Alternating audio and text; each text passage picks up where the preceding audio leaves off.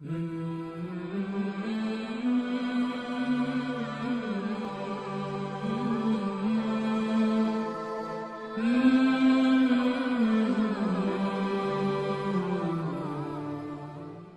لڑکی جو ہی پیدا ہوتی تو سب سے پہلے اس کو دفنانے کا انتظام کرتے، لڑکی جو ہی پیدا ہوتی اس کو زندہ درگور کرنے کا انتظام کرتے۔ ایسے وہ ماں باپ تھے اس وقت کے سخت دل، یعنی لڑکیوں کا پیدا ہونا معیوب سمجھا جاتا۔ لڑکی پیدا ہو گئی گویا ایک عیب ہے، سارے لوگ تانے دے رہے ہیں، اور اس لیے کہ سارے لوگ بھی دین سے واقف نہیں، اسلام سے واقف نہیں ہے۔ فلانے کے گھر میں لڑکی پیدا ہوئی، اتنا اس کو معیوب سمجھا جاتا کہ باپ اپنی زندہ بیٹی کو، جو کہ خوبصورت بیٹی ہے اور بیٹوں میں سب سے زیادہ بیٹی باپ کو چاہنے والی ہوتی ہے، اس بیٹی کو لوگوں کے تانے نہ سن کر اپنی بیٹی کو جنگل میں لے جاتا اور اس کو کھڈا کھود کر، گڑھا کھود کر اس کو زندہ کر دیتا۔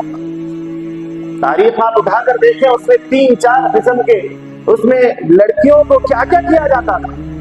ایک میں لکھا گیا ہے کہ جنگل میں لے جا کر گڑھا کھودا جاتا، اس میں زندہ درگور کیا جاتا۔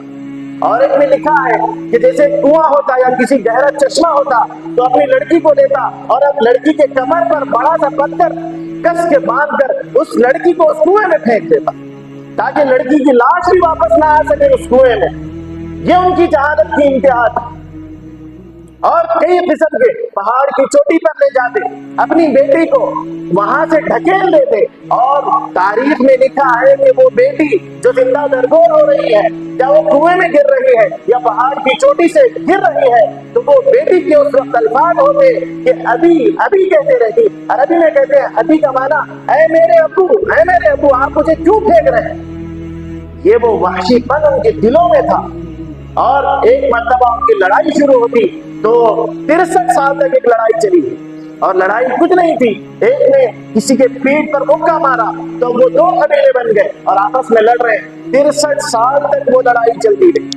یہ ان کی جہالت کی انتہا، مگر اللہ کے نبی صلی اللہ علیہ وسلم نے ان پر محنت فرمائی، ان پر کرم فرمایا، اور اللہ تبارک و تعالیٰ نے آپ کی بعثت فرمایا اور فرمایا وَمَا أَرْسَلْنَاكَ إِلَّا رَحْمَةً لِّلْعَالَمِينَ، یہ سارے جہانوں کے لیے رحمت بنا کر بھیجے گئے ہیں۔ اب اللہ کے نبی صلی اللہ علیہ وسلم کی بعثت ہوئی تو اللہ کے نبی نے سب سے پہلے بیٹی کا ادب سکھلایا اور ان کو حدیث بتلائی کہ یہ وہ بیٹی ہے، اگر تیرے گھر میں پیدا ہو اور 3 بیٹیاں پیدا ہو، اس کو معیوب نہ سمجھا جائے، بلکہ ان بیٹیوں کی صحیح پرورش کی اور ان کی تربیت کی اور ان کو صحیح جگہ پر ان کا نکاح کرایا تو سب سے پہلا باپ وہ جنتی ہوگا۔ یہ اللہ کے نبی نے ہمیں بتلایا۔ اور آج کی عورتیں، جو کہ حالانکہ عورتیں پہلے آزاد نہیں تھیں بلکہ غلام تھیں، جانور سے بدتر ان کو سمجھا جاتا تھا۔ عورتوں کو کیا سمجھا جاتا تھا؟ جانور کے ساتھ ابھی محبت کی جاتی تھی، مگر عورتوں کے ساتھ محبت نہیں کی جاتی تھی، بلکہ جانوروں سے خطرناک ان کے ساتھ سلوک کیا جاتا۔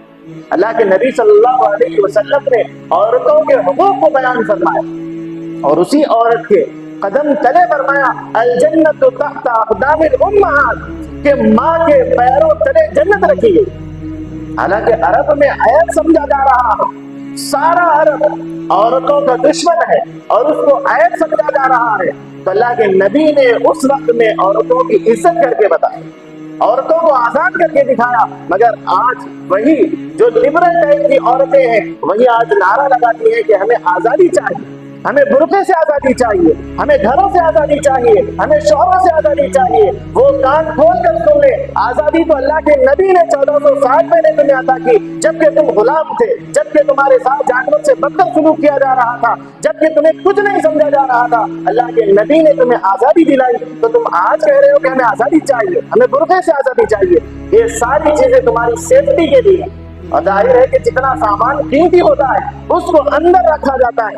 آپ دیکھتے ہوں گے گھروں میں کہ جو بھی سامان جتنا قیمتی ہوتا ہے اس کو الماری میں رکھا جاتا ہے، اور قیمتی ہوتا ہے تو اس کو الماری کے لاکر میں رکھا جاتا ہے۔ ویسے ہی اللہ کے نبی نے بتایا اے میری بیٹیوں، تم اس امت کی بہت قیمتی سرمایہ ہو، تمہارا پردے میں رہنا ضروری ہے، نہ کہ باہر نکلنا۔ تو اللہ کے نبی صلی اللہ علیہ وسلم نے اس امت پر احسان فرمایا اور اس امت کے خاطر در در کی ٹھوکریں کھائی اور ہر گھر پر 70 سے زیادہ مرتبہ آپ نے دستک دی، لوگوں کو سمجھایا، جو پہاڑ دل پتھر جیسے انسان تھے ان کے اندر انسانیت پیدا کی، ان کے اندر ہمدردی پیدا کی اور ان کے اندر محبت اور الفت پیدا کی۔